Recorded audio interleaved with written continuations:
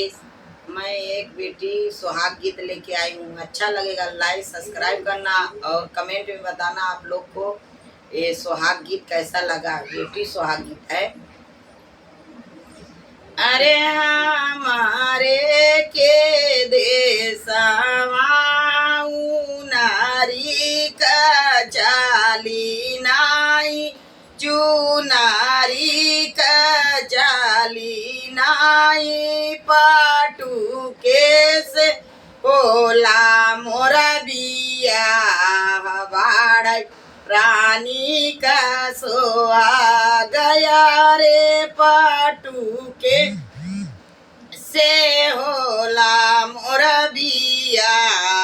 बाड़ रानी का सोहा गया रे आमा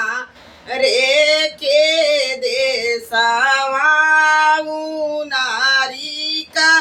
चाली नाही चुनारी का चाली नाई पाटू के से होला मोर बिया बाड़ रानी का सोहा गया रे पाटू के से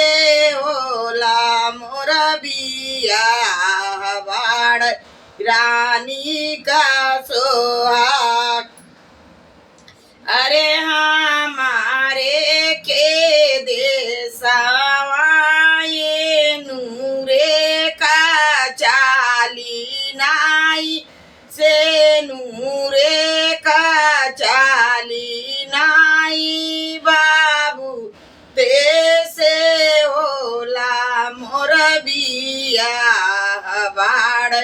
रानी का सोहा गया रे बाबू ते से होला मोर बिया बाड़ रानी का सोहा गया रे आमा रे के देशवा हारावा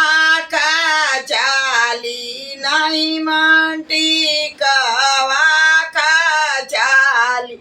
नहीं गाजला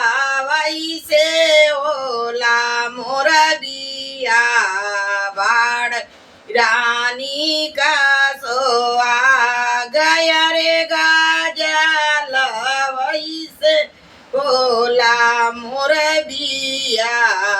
बाड़ रानी का सो। अरे हमारे के देशवा नारी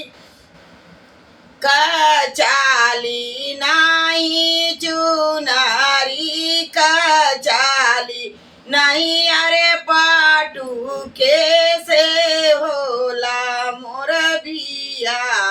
बाड़ई रानी का सोहा गया रे पाटू के से होला मोर बिया बाड़